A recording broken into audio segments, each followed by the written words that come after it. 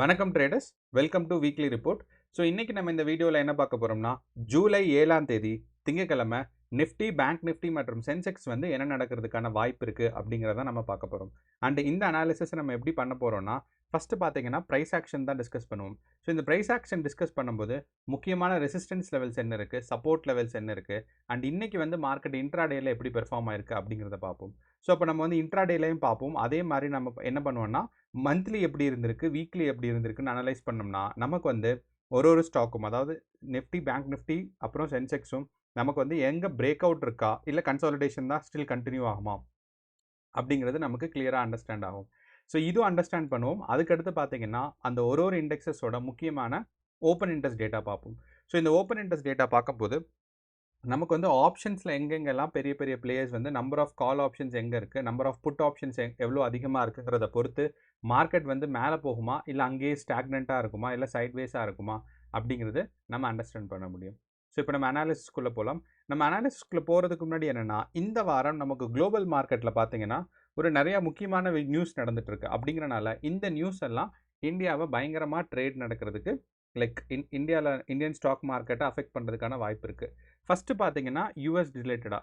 So US வந்து India கூட trade deal பண்ணிகிட்டு இருக்காங்க. ஸோ அந்த டீல் இன்னும் முடியலை. ஸோ எவ்வளோ வந்து இந்தியாவுக்கு வந்து ட்ரேட் டேரிஃப் போடலாம், ஸோ அப்படிங்கிறது ஒரு 3 நாளாக டிஸ்கஷன் போயிட்டே இருக்குது. ஸோ அப்படிங்கிறனால முடிவு வந்து இந்த சனிக்கிழமை வரும். ஸோ யூஎஸில் இருக்கிற இன்றைக்கி சனிக்கிழமை வரும். அப்படி இல்லைன்னா திங்கக்கிழமை அஃபிஷியலாக நியூஸ் வெளிவரும். ஸோ அப்போது இந்த இந்தியா யூஎஸ் ட்ரேட் டீல் வந்து நமக்கு முக்கியமானதாக இருக்கும். அடுத்து யூஎஸ் வந்து நமக்கு வந்து குளோபல் மார்க்கெட்டுக்கு ட்ரேட் நிறையா டேரிஃப்ஸ் எல்லாம் புதிய டேரிஃப் எல்லாம் உண்டு, அதாவது இன்ட்ரடியூஸ் பண்ணாங்க. அந்த டேரிஃப் எல்லாம் எதுவுமே லாவாக வரல. ட்ரம்ப் வந்து என்ன சொல்லியிருந்தாருன்னா, அனௌன்ஸ்மெண்ட் தான் சொல்லியிருந்தாரு. ஆனால் அதெல்லாம் லாவாக வர்றதுக்கான ஃபெடரல் டிஸ்கஷன், அதாவது வந்து கோர்ட்டும் ஃபெடரல் டேரிஃப் போடுற அந்த ஒரு கவர்மெண்ட் பாடியும் சேர்ந்து அந்த டேக்ஸ் எல்லாம் ஒரு முடிவுக்கு வர போகிறாங்க. ஸோ இது எல்லாமே பார்த்தீங்கன்னா இந்த வாரம் தான் நடக்க போகுது. ஒன்று. ரெண்டாவது, நமக்கு வந்து இஸ்ரேல், அதாவது நமக்கு வந்து இஸ்ரேல் பாலஸ்தீன், இஸ்ரேல் ஈரானோட போர் இருக்குது தெரியுமா, அது வந்து சீஸ்ஃபயருக்கு வந்துருச்சு. ஸோ இந்த சீஸ்ஃபயருக்கு வந்தனால யூஎஸ் மார்க்கெட்டெல்லாம் ரொம்ப ஸ்ட்ராங்காக மேலே போயிட்டுருக்கு. ஸோ இப்போ யூஎஸ் மார்க்கெட் ஸ்ட்ராங்காக மேலே போகும்போது அடுத்த வாரம் நம்ம சைடும் யூஎஸ் மார்க்கெட்லேருந்து இந்த பக்கம் வரதுக்கான வாய்ப்புகள் இருக்குது. ஏன்னா யூஎஸ் மார்க்கெட் வந்து அன்சர்டனாட்டாக இருக்குது பிகாஸ் ஆஃப் திஸ் டேரிஃப் அப்படிங்கிறத முடிவு பண்ணாங்க. அது மட்டும் இல்லாமல் இந்த போர் நிறுத்தமும் வந்திருக்கிறனால நமக்கு மார்க்கெட் வந்து பாசிட்டிவாக இருக்கிறதுக்கான வாய்ப்புகள் ரொம்ப அதிகமாக இருக்குது. கடைசியாக என்னென்னா, முக்கியமான விஷயம், சைனீஸ் கம்பெனியான ஐஃபோன் மேனுஃபேக்சரர்ஸ் இந்தியாவில் நிறையா பிளான்ட் வச்சுருந்தாங்க. அண்ட் இந்த இந்தியாவில் நிறையா பிளான்ட் வச்சுருந்தவங்க என்ன பண்ணிட்டாங்கன்னா, அவங்க வந்து லாஸ்ட்டு ஒரு மாதமாக சைனாவில் இருக்க எல்லாத்தையும் அவங்க வந்து திருப்பி கூப்பிட்டுக்கிட்டாங்க. ஸோ இந்தியன் பிளான்ட்டில் டெக்னிக்கல் எக்ஸ்பர்ட்ஸ்ன்னு பார்த்தோம்னா யாரும் கிடையாது, தாய்வான்லேருந்து வர ஒர்க்கர்ஸ் மட்டும்தான் இருக்காங்க டெக்னிக்கல் எக்ஸ்பர்ட். ஸோ அப்படிங்கிறனால ஐஃபோன் மேனுஃபேக்சர் இன் இந்தியா பயங்கரமாக அஃபெக்ட் ஆக போகுது. ஸோ இதனால டேரிஃபும் பயங்கரமாக அஃபெக்ட் ஆக போகுதுங்கிறது ஒரு முக்கியமான ஒரு குளோபல் நியூஸ். ஸோ இப்போ இந்த நியூஸ் எல்லாம் பார்த்தீங்கன்னா நமக்கு ஸ்ட்ராங்காக அஃபெக்ட் ஆகிறதுக்கான வாய்ப்பு இருக்குது. அதுவும் அடுத்த வாரத்தில் தான் இந்த எல்லா நியூஸோட முடிவுமே மார்க்கெட்டில் ரிஃப்ளெக்ட் ஆகும். ஸோ அப்போ இந்த நியூஸ் எல்லாம் நீங்கள் ஃபாலோ பண்ணிங்கன்னா அப்படியே மார்க்கெட்டையும் கொஞ்சம் கரெக்டாக இந்த நியூஸ் அண்ட் மார்க்கெட்டை ஃபாலோ பண்ணிங்கன்னா கொஞ்சம் பாசிட்டிவாக நமக்கு வந்து கெஸ் பண்ண முடியும் மார்க்கெட் எந்த பக்கம் போகுதுங்கிறது. ஓகே, இப்போ நம்ம டெக்னிக்கல் அனாலிசிஸ் போவோம். இது நியூஸ் பேஸ்ட் அனாலிசிஸ் அண்ட் இதுதான் முக்கியமான நியூஸ் இந்த வீக்கெண்டில் நடக்க போகிறது. ஓகே, அடுத்த நம்ம இப்போ டெக்னிக்கல் அனாலிசிஸ். ஸோ ஃபஸ்ட்டு வந்து பார்த்தீங்கன்னா சென்செக்ஸ். ஸோ நம்ம இன்றைக்கி சொன்ன மாதிரியே சென்செக்ஸ் வந்து ஒரு டவுன்ஃபால் மூமெண்ட்டில் தான் போயிருக்கு. சென்செக்ஸ் மட்டும் இல்லை, நிஃப்டி, பேங்க் நிஃப்டி, சென்செக்ஸ் மூணுமே வந்து கீழே தான் போயிருக்கு. அண்ட் இன்னையோட மூமெண்ட் படி பார்த்தீங்கன்னா காலையில் ஆரம்பிக்கும் போதே ஃபஸ்ட்டு நமக்கு ரெட் கேண்டில் தான் ஆரம்பிச்சிச்சு சென்செக்ஸ். நான் 3 மினிட்ஸ் டைம் ஃப்ரேமில் வைக்கிறேன். ஸோ 3 மினிட்ஸ் டைம் ஃப்ரேமில் நமக்கு வந்து ஸ்டார்டிங் ஆஃப் த டேயை பார்த்தீங்கன்னா நமக்கு வந்து ஃபஸ்ட்டே வந்து ஒரு ரெட் கேண்டில் தான். ஸோ அங்கேருந்து மார்க்கெட் வந்து ஸ்லோவாக டவுன் சைட் மூமெண்ட்டே வந்துட்டு இருந்துச்சு. அண்ட் இந்த டவுன் சைட் மூமெண்ட் நம்ம எக்ஸ்பெக்ட் பண்ண மாதிரி இந்த 83,600 அந்த ரேஞ்சு மேலே கிராஸே பண்ணல. அங்கேருந்து நமக்கு டெத் கிராஸ் வந்துருச்சு. அந்த டெத் கிராஸ்லேருந்து மார்க்கெட் டவுன் சைட் வந்துகிட்டே இருக்குது. ரெக்கவரியாக ட்ரை பண்ணிகிட்டு இருக்கு. Maybe at the end of the டேயில் இது பக்கம் வரலாம். ஸோ அப்படிங்கிறனால ஓவராலாக பார்க்கும்போது நமக்கு வந்து சென்செக்ஸ் வந்து ஒரு டவுன்ஃபாலான டவுன் ட்ரெண்ட் தான் இருக்குது. அந்த டவுன் ட்ரெண்டை பிரேக் பண்ணல அண்ட் ஸ்டில் வந்து நமக்கு சென்செக்ஸ் டெத் கிராஸில் தான் இருக்குது. அப்படிங்கிறனால சென்செக்ஸ் இன்ட்ராடே டேட்டா வச்சு நமக்கு பார்க்கும்போது ஒரு டவுன் ட்ரெண்டாக இருக்கிறதுக்கு வாய்ப்பு நமக்கு இருக்குது. இப்போ என்ன பண்ணலான்னா, நம்ம வந்து ஒரு லாங் டேர்ம் பிக்சர் அண்டர்ஸ்டாண்ட் பண்ணுறதுக்கு என்ன பண்ணலான்னா, நம்ம வந்து ஒரு பர் டே கேண்டில் பார்க்கலாம். அப்போ இப்போ நான் கேண்டில் சைஸை 1 டேயாக மாற்றிட்டேன். 1 டேயாக மாற்றும் போது என்ன அண்டர்ஸ்டாண்ட் ஆகும்னா, நமக்கு இப்போ இந்த இடத்துல பாருங்கள், நமக்கு ஜூலை 27ஆம் தேதியிலேருந்து பார்த்தீங்கன்னா சென்செக்ஸ் அப்படியே சரிஞ்சுக்கிட்டே வருது. ஸோ இது இன்ட்ராடே.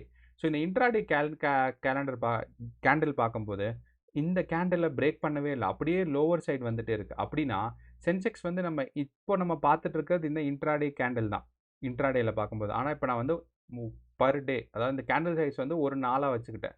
இந்த ஒரு நாளாக வைக்கும்போது பார்த்தீங்கன்னா நமக்கு கிளியரான டவுன் ட்ரெண்ட் இருக்குது. அப்போது இந்த பர் டே நல்ல கிளியரான டவுன் ட்ரெண்ட் இருக்கும்போது நமக்கு மார்க்கெட் இன்னும் கீழே வரத்தான் செய்யும். இப்போ நம்ம ஒரு லாங் டேர்ம் பிக்சர் பார்த்தோம்னா மார்க்கெட் வந்து இந்த பக்கம் போயிருக்கு, ஒரு புல் பேக். அப்போ இந்த புல் பேக்லேருந்து மேலே வரணும் அப்படின்னா 84,000 ரீச் ஆகிறதுக்கு கண்டிப்பாக லேட் ஆகும். ஸோ இதை நம்ம இன்ட்ராடேயில் அப்ளை பண்ணும்போது நமக்கு வந்து நல்ல கிளியரான அண்டர்ஸ்டாண்டிங் கிடைக்கும். இதே இது வந்து நான் மந்த்லி கேண்டில் வைக்கிறேன். ஸோ இப்போ ஒரு கேண்டிலோட சைஸ் வந்து மந்த்லி கேண்டில். அப்போ இந்த மந்த்லி கேண்டில் வைக்கும்போது கடந்த 3 மாதம் டோட்டல் மந்த்லி கேண்டில் பார்க்கும்போது மார்க்கெட் வந்து மேலேயே தான் போயிட்டுருக்கு. மார்ச், ஏப்ரல், மே, ஜூன். ஆனால் இப்போ ஜூலை ஆரம்பிக்கும் போதுமே பாசிட்டிவாக தான் இருக்குது. அப்படின்னா நமக்கு என்ன தெரியுதுன்னா இன்ட்ராடேயில் பார்க்கும்போது ஒரு டேவும் கீழே வந்துட்டே தான் இருக்குன்னா அதுக்கப்புறம் ரெக்கவரி ஆகும்.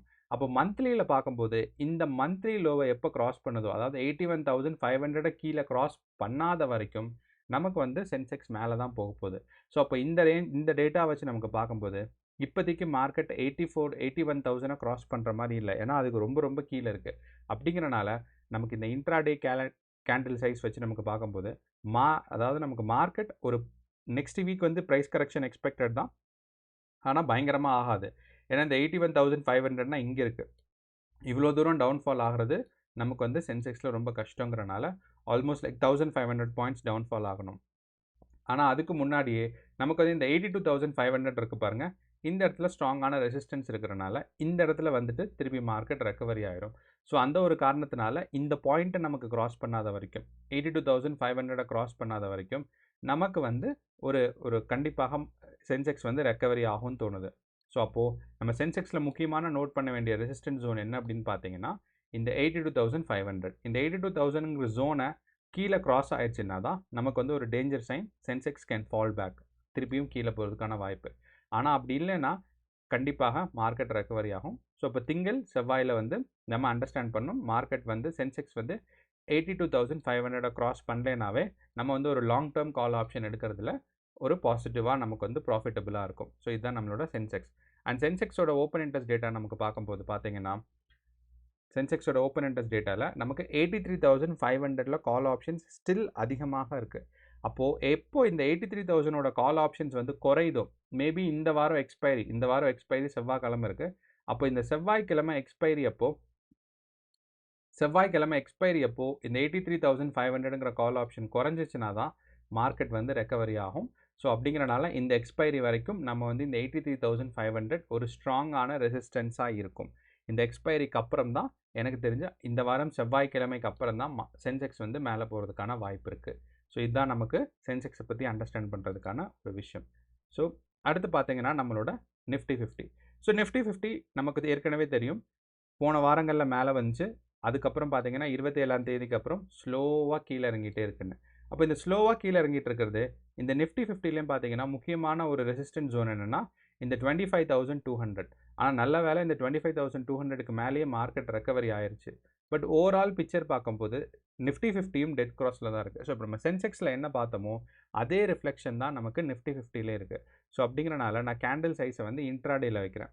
ஸோ இந்த இன்ட்ராடேயில் வைக்கும்போது நமக்கு வந்து என்ன தெரியும்னா இந்த இன்சைட் கேண்டில்னு சொல்லுவாங்க. ஸோ இப்போது இந்த கேண்டில்லேருந்து பார்த்தீங்கன்னா அடுத்த கேண்டில் பிரேக் அவுட் ஆயிடுச்சு. ஓகே, அடுத்த கேண்டில் வந்து இன்சைட் கேண்டில், அடுத்த கேண்டில் பிரேக் அவுட் ஆயிடுச்சு, அடுத்தது பிரேக் அவுட் ஆயிடுச்சு. ஸோ பிரேக் அவுட்னா அந்த கேண்டிலை விட்டு வெளியே ஃபார்ம் பண்ணுறது. ஆனால் இன்னைக்கு இன்ட்ராடே ஃபார்ம் ஆகிட்டு இருக்கிறது பார்த்தீங்கன்னா இன்சைட் கேண்டில். அப்போது நமக்கு வந்து இந்த இடத்துல இந்த கேண்டிலோட லோவஸ்ட் பாயிண்ட் இருக்குது பாருங்கள், அதுதான் 25,400 25,400. அப்போ இந்த 25,400 நிஃப்டி 50 கிராஸ் பண்ணாத வரைக்கும் நமக்கு வந்து நிஃப்டி 50 பாசிட்டிவாக தான் இருக்கும். ஏன்னா இது டவுன் சைட், திருப்பி இது ஒரு புல் பேக்லேருந்து மேலே போகணும் அப்படின்னா நமக்கு இந்த 25,400 கிராஸ் பண்ணக்கூடாது. ஸோ இப்போ இப்போதைக்கு கரண்ட் மார்க்கெட் பார்த்தீங்கன்னா 25,440 இருக்குது. ஸோ அப்போது இந்த ரேஞ்சில் நீங்கள் இந்த ரேஞ்சிலேருந்து கிராஸ் பண்ணிச்சு கீழே அப்படின்னா மார்க்கெட் சென்செக்ஸ் வந்து நிஃப்டி 50 ரெக்கவர் பண்ணுறதுக்கு கஷ்டம். ஸோ அந்த ஒரு காரணத்தினால நம்ம வந்து இந்த 25,400ங்கிறத கொஞ்சம் இறக்கி 25,300ன்னு வச்சுருக்கோம். ஸோ என்னதான் இருந்தாலும் இந்த ஜோனை நிஃப்டி வந்து வருகின்ற நாட்களில் கிராஸ் ஆயிடுச்சுன்னா ஒரு ஸ்ட்ராங்கான டவுன்ஃபால் இருக்கும். அதுக்கப்புறம் ரெக்கவரி ஆகிறதுக்கு கொஞ்சம் நாள் எடுக்கும். ஆனால் கண்டிப்பாக இது வந்து செகண்ட் டேயாக பார்த்தீங்கன்னா இந்த 25,400 கிராஸ் பண்ணாமல் மேலே போயிருக்கு. அப்படிங்கிறனால நமக்கு வந்து நிஃப்டியும் அடுத்த வாரம் புஷ் ஆகிறதுக்கு சான்சஸ் இருக்குது. பட் நம்ம திங்கக்கிழமை வந்து இந்த முக்கியமான ரெசிஸ்டன்ஸான 25,400 அண்ட் 25,300 ரேஞ்சை வந்து நம்ம கேர்ஃபுல்லாக கவனிக்கணும். ஸோ மார்க்கெட் வந்து திங்கக்கிழமை கிஃப்ட் நிஃப்டி எப்படி ஓப்பன் ஆக போகுதுங்கிறத பொறுத்து நமக்கு வந்து அண்டர்ஸ்டாண்ட் பண்ண முடியும். மேலே பாசிட்டிவாக இருக்குமா இல்லை கீழே நெகட்டிவாக இருக்குமாங்கிறது நமக்கு கிளியராக அண்டர்ஸ்டாண்ட் பண்ண முடியும். அப்போ நமக்கு நிஃப்டி 50 பார்க்கும்போதும் ஓவரால் பிக்சர் வந்து நெகட்டிவாக இருந்தாலும் எனக்கு தெரிஞ்சு இன்னும் அந்த இன்ட்ராடே கேலண்டரில் இன்சைட் கேண்டில் தான் ஃபார்ம் ஆகிட்டு இருக்கிறனால மார்க்கெட் ரெக்கவரி ஆகிறதுக்கான வாய்ப்பு நிறையா இருக்குது. நிஃப்டி 50 ரெக்கவரி ஆகிறதுக்கான வாய்ப்பு நிறையா இருக்குது. அண்ட் நிஃப்டி 50யோட ஓப்பன் இன்ட்ரெஸ்ட் டேட்டா நமக்கு பார்த்தோம் அப்படின்னா நமக்கு வந்து கால் ஆப்ஷன்ஸ் வந்து 25,500 ரொம்ப ஸ்ட்ராங்காக இருக்குது. ஸோ அப்படிங்கிறனால இங்கிருந்து இந்த எக்ஸ்பைரி வரைக்குமே 25,500 கிராஸ் ஆகாது. கடைசியாக பார்த்தோன்னா நம்மளோட bank Nifty. So bank Nifty நமக்கு இன்ட்ராடேயில் பார்க்கும்போது ஒரு டவுன் ட்ரெண்டில் தான் வந்துகிட்டே இருக்குது. அண்ட் இந்த பேங்க் நிஃப்டியோட ஒரு நல்ல விஷயம் என்னென்னா நம்ம எந்த இடத்துல இந்த டவுன் ட்ரெண்டோட சேனல் வச்சோமோ கரெக்டாக பார்த்தீங்கன்னா இன்றைக்கி காலையில் மார்க்கெட் வந்துச்சு, அங்கே போய் சப்போர்ட் எடுத்துச்சு. நம்ம 56,000 திருப்பி வந்து சப்போர்ட், இந்த இடத்துல ரெசிஸ்டன்ஸ், இந்த இடத்துல சப்போர்ட், திருப்பி மார்க்கெட் மேலே போயிடுச்சு.